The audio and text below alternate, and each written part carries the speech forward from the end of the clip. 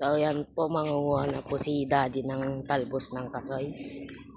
Ito mga business, oh. Yan, mga ganyan, mga talbos-talbos. Yan. Nakakamiss po kasi yung ganitong ulam. Alam naman po natin sa Manila, wala masyadong fresh na gulay doon kasi puro ano na, kumbaga hindi na siya ganun ka-fresh. Di tulad dito sa probinsya, pipitasin mo siya. Tulad to, talbos ng kasoy, napakasarap nito. May nakuha na ako kahapon. Dagdagan natin. Ito, sarap po.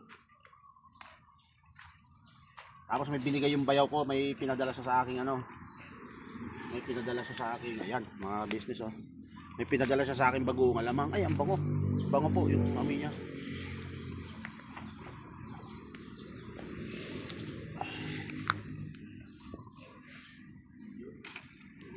Right. Ano? Talbos ng kasoy, napakasarap nito. Mga business.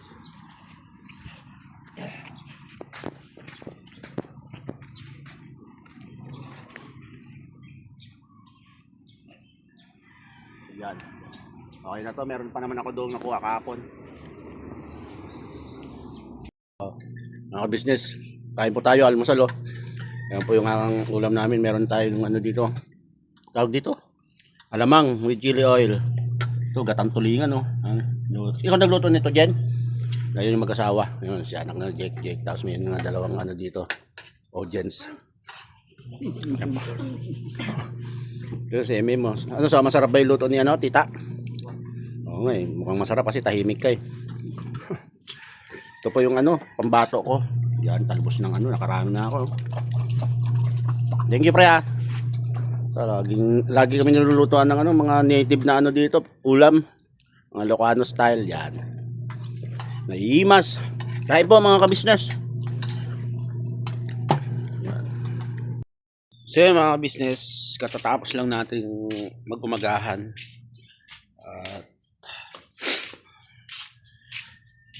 Sarap ng ulam, lalo na yung talbos na namiss ko yun mga business, yung talbos na kasoy. Sarap pa, masarap pala talaga yung dyan. Talbos ng kasoy na hindi siya mapakla. Kasi merong mga kasoy insan na, mga kasoy ka business na mapakla yung dahon. Kahit yung bunga po ng kasoy, inuulam dito yun. Hiwa-hiwain mo lang siya tapos lagyan mo ng asin, tsaka or bagoong din. Sa mga matatanda noon, yung lolo't lola ko na ganun. Talbos ng kasoy, bunga ng kasoy, tapos kanin, solve na sila. Kaya hindi ka magugutom dito. At yun, salamat sa pinsan ko na pansamantala dahil nga wala akong matuluyan dito muna ako umano sa kanya, dito po kami natutulog ni MM. Yan, may papag, tas may bubong naman yan po mga business. Mas malamig, pero din kaming maliit na electric fan. Yan si MM. Masarap patulog mo so? Yun, na mga business. Salamat, maraming paulit na pasasalamat talaga mga business. Dito nga sa kabila so. Nangawit yung ko. Patuloy akong nagpapasalamat ng sobra-sobra po sa inyo dahil yun nga, grabe yung support ang pinapakita niyo. At siyempre hindi ko makakalimutan pasalamatan yung ka-business, yan sila kuya. Option na makapasyal ako, makabalik ako doon para makasama ko sila ulit. At siyempre, di ba, makapagdala din tayo ng mga gulay-gulay ganun. Ay, nasabi ko na tuloy yung plano ko. Kasi gano'n naman ang tamang mga business, di ba? Tamang pakikipagkapwa tao kasi napakabait talaga sa atin ng buong ka-business family. At ano pa ba? So anong gusto kong sabihin? Anong gusto mong kasabihin kay papaka-business at mamaka-business? Ka-birthday mo si papaka-business, di ba? Okay. Anong gusto mo sa kanila sabihin sa kanila? Iyak ka? Ha? Ba't naiyak ka? Tingin ka sa camera. Yan, anong gusto mo sabihin? Yung mga bata ka noon, yung mga bata kayo ni Kuya, talagang alagang-alaga kayo ni Mama at saka ni Papa, di ba? Yung turuan ka pa ni Ate Budang. Magbasa po. Magbasa, o ano pa yung mga naaalala mong Magagandang araw nung nasa ka-business pa tayo, mga bata-bata pa kayo. Nung prank nyo. Yung prank ka namin, tapos ano pa? Yung, wala na akong maalala. Masaya. Masaya. Ay, yung pinagluto kayo ni Paps, natatanda mo yan? Opo. Ano niluto niya sa inyo? Yung tuna pasta. Tapos maraming cheese, di ba? Paborito mo yon. Parang spaghetti siya pero kulay puti. Opo. Sabihin mo pala kay mama at papa. Tsaka kay Paps. Ano masasabi mo? Thank you po. Tingin ka sa camera para ano. Thank you po. Thank you kasi huwag kang mahiya kasi dati ang bibo-bibo mo, yung dal-dal mo, yung dami mong tanong. Ba't ngayon parang naging mahihain ka na to? Matagal kang hindi nakaharap sa camera, ganun? Huwag kang mahiya, ano yan, mahal na mahal kayo ng mga business, mahal na mahal tayo ng mga ka-business natin dyan. Ganun din, siyempre sila papat. Mama, di ba? Kasi, nung unang pag-stay namin doon, even though 6 months lang kami nag-stay, yung nung umalis kami, talaga namang grabe. Kasi, ang ano nun, si M at si Amaro ang parang pinaka bata pa lang doon na inalagaan nila. Kaya, grabe. Hindi ko talaga makakalimutan. At, never kong gagawin nakalimutan ang buong ka-business family. Kasi nga, iba yung naramdaman, pinaramdam nila sa amin na totoong pagmamahal at pagkalinga. Kaya hindi ko maatim na gawan ng hindi magandang ka-business family. Yan, ka-business official. Yun mga business, grabe yung mga comment section, talagang nakakataba ng puso. Na yung suporta nyo hindi nagbago. Dapat mas lalo pa lumakas yung naging suporta nyo sa akin. At ako, puro positibo ang iniisip ko ngayon kasi inaalis ko na sa utak ko yung pagiging negatibo kasi hindi maganda sa buhay yan, mga business lang na nagkakaedad na tayo, lumalaki na yung mga anak ko, kaya kailangan ko talagang kumayod para kahit papaano di ba, maitawid ko at kung ano yung mai-share ko sa kanilang bagay habang nandito pa ako sa mundo. Kaya yun talagang more on positive side ako, mga ka-business. At tulad nga ng nababasa ko sa comment section na sinasabi lagi nila na huwag magbabago yung pagmamahal at laging alalahanin ang ka-business family. Marami po akong nababasa ng comment na ngayon. Maraming salamat po sa inyong walang sawang pagpapaalala sa akin. Kumbaga parang sabi nga ni Kuya, tinuturing namin yung mga viewer supporter namin kapamilya kasi mga ka-business natin yan. Kaya talaga namang malaki yung impact nyo sa buhay namin. Lalong-lalo na sa pagbibigay nyo yung mga nanay, tatay, mga kapatid na ka-business dyan, mga viewers na ramdam ko po pag nagko-comment kayo yung lagi nyong paalala sa akin, lagi nyong pag-cheer up sa akin. Kaya talaga namang sobrang appreciate ko po kayo, mga ka-business naming minamahal. Alam ko naman na ang mga nanonood sa atin 45 years old to 80 years old ang edad. Kasi nakikita ko yan sa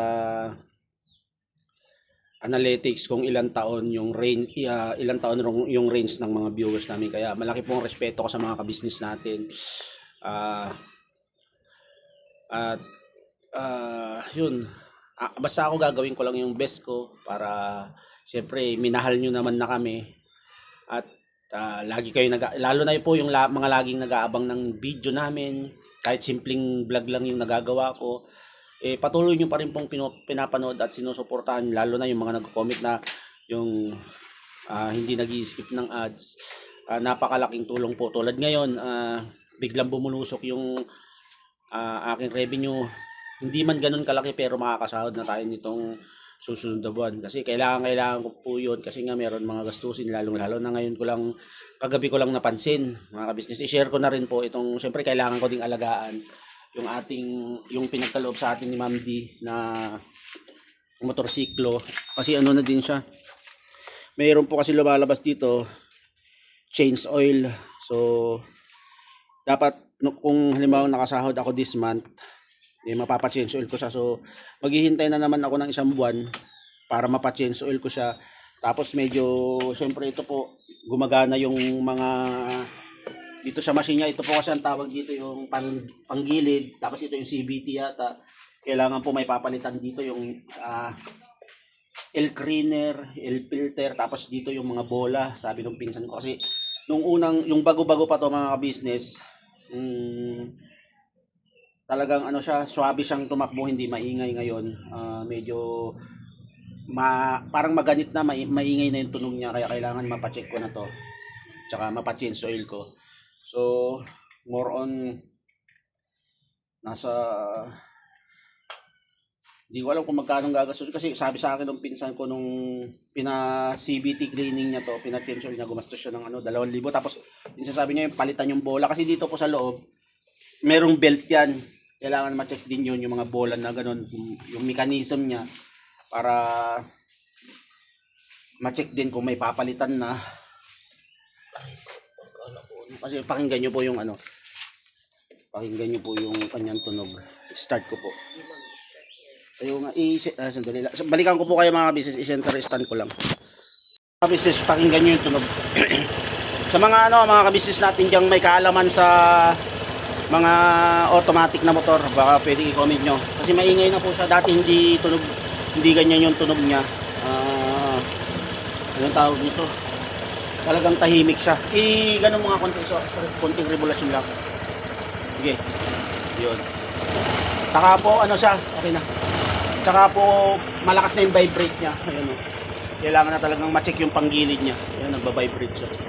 Malakas. Malakas po nung vibrate niya dito.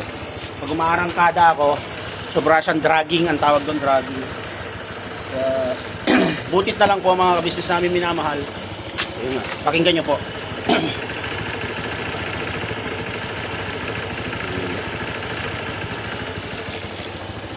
Medyo na siya. May kaingayan na ng konti.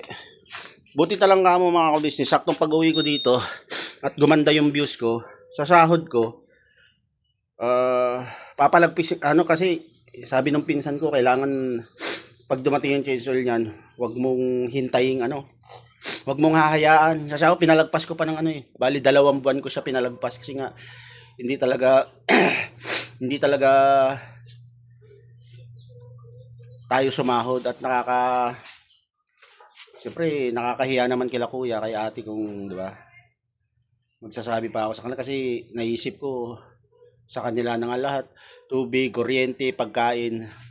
Tapos makakadagdag pa ako sa, di ba, sa isipin nila. Kaya sabi ko sana makasahod na ako ulit. Kasi halos 2 buwan na po ako hindi nakakasahod at noon nakaraan nasa 57 lang po yung inabot, so ang layo pa. Tapos nung itong buwan na to, nung sahod nung nakaraan, naging 92 po.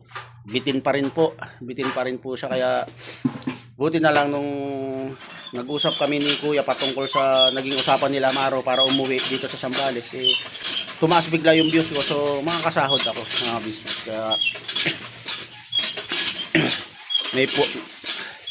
may maintenance ko na yung motor para, di ba? Kaya hindi ko rin po tinuloy yung travel vlog ko, baka magka-problema ako sa doon. Even though naman to brand new siya, pero kailangan pa rin kasi may mga kilometers yan yung tinakbo ng motor. Kailangan every 1,000 kilometers. Every 1,000 kilometers ba yun, pre? 1,000, 1,000. Oo. Kilometers, no? Every 1,000 kilometers to 1 to. So, pakita ko lang yung pinsan kong napakasipag, tigasin yan. Yan yung katawan. Grabe yun, puro tapo yan, pero labendero. Sige ka mga business, hindi pre, baka kasi mga ka-business, alam nyo ba yung hinuling hinuling nasa loob ng bakuran? Naglilibor. Naglilibor siya, nagpapala siya. Baka mahuli ka dyan. 500 pa naman yung pre. Ticket. Yung matikitan ka, half naked ka. Ay, sorry po mga business, pasensya. Buti na lang sa probinsya, hindi ganoon mga ka-business. At saka to, talagang solar nila, bawal pumasok ang kahit sino dito nang walang pahintulot. Doon kasi mga iski-iskinita kayo. Ano nyo po, sa mga nakapanood po, yung kasi nagkaroon nga ng implement ng anong tawag doon? Batas na bawal ang mag-inom sa kalsada, bawal ang nakahubad sa mga main road, mga doon, as in kasi sa Manila, sa Tondo yata yon, puro iskinita po, pinasok, doon pinasok ng mga kasi sa akin lang maisip ko, kaya pinasok ng municipal city yung mga nagpapa-implement yon. Alam nila marami nakahubad sa iskinita, pero hindi po sana ganoon kasi alam naman natin na yung mga yun talagang ang mga kinikita yun sakto lang na sa pamilya nila, minsan kulang pa. Kaya nakaka-disappoint na hindi sana yung isipin na lang nila yung mga, di ba? Mas malalalang issue. Doon nila sinesentro yung atensyon ng mga mamamayang Pilipino. Yun, napasama na tuloy ako sa mga issue. Kasi bilang isang Pilipino, mga business, nakakadismaya talaga. Siyempre, ang init-init, nagle-labor ka, naghubad ka ng damit, iharap lang naman ng bahay mo. Dumating yung mga pulis at saka yung mga, mga empleyado ng munisipyo, tinikitan si tatay, 500 pesos pa naman ang fine. Kaya nakakalot yun, nadagdag ko lang mga business at wala na akong may dagdag. Ito muna yung update ko dito sa pag-stay ko dito sa Zambales. At pagbalik ko na lang siguro ako makakapag travel vlog o makakapunta sa mga magagandang spot kasi tight talaga tayo sa gagamitin nating budget kasi kailangan din natin yan ng budget, yung panggasolina.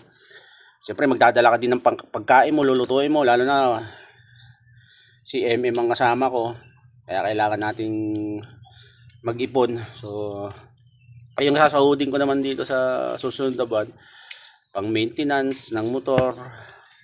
Medyo malaki-laki na din siguro kasi yung ko dito, yung kasi dalawang beses ko palang change oil, first change oil at saka second change oil. Dapat third change oil ko na sa motor, hindi umabot yung sahod natin.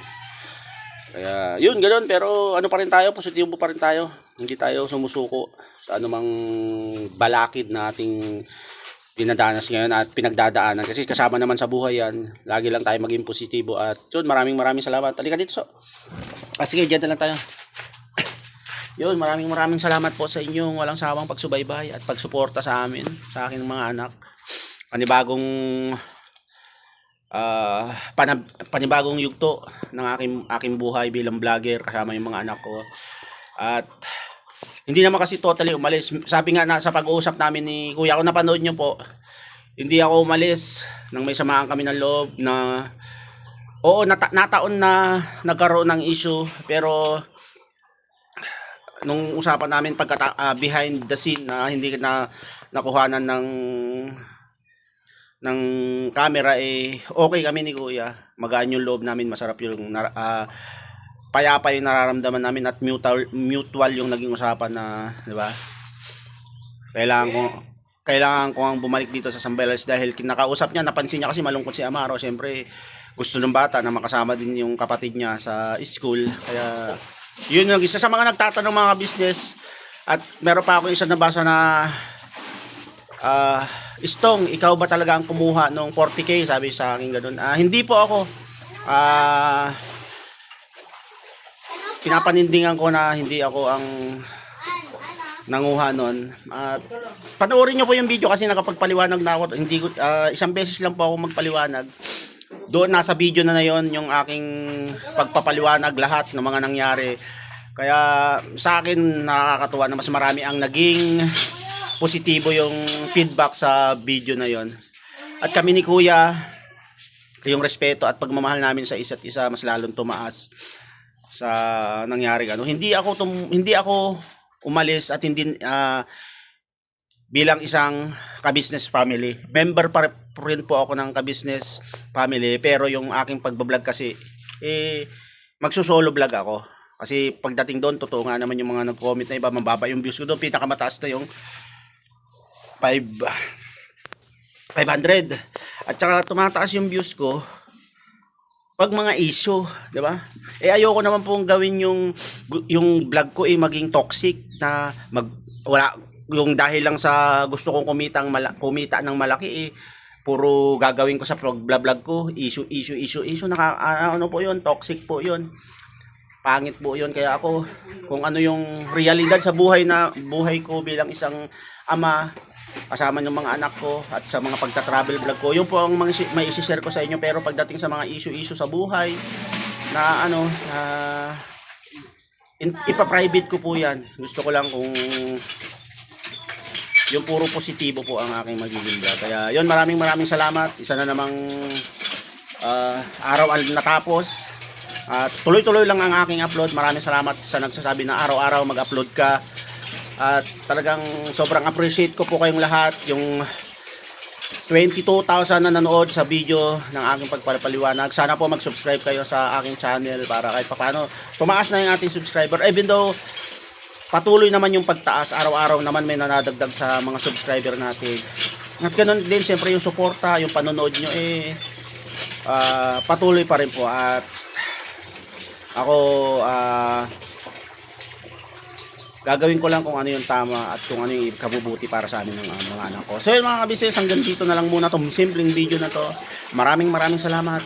Patuloy nyo pong suportahan, especially ang aming kuya kabisnes. Yan, Papa Dins TV, Famous Budang, Kabisnes Family at yung mga kapatid kong kagwang.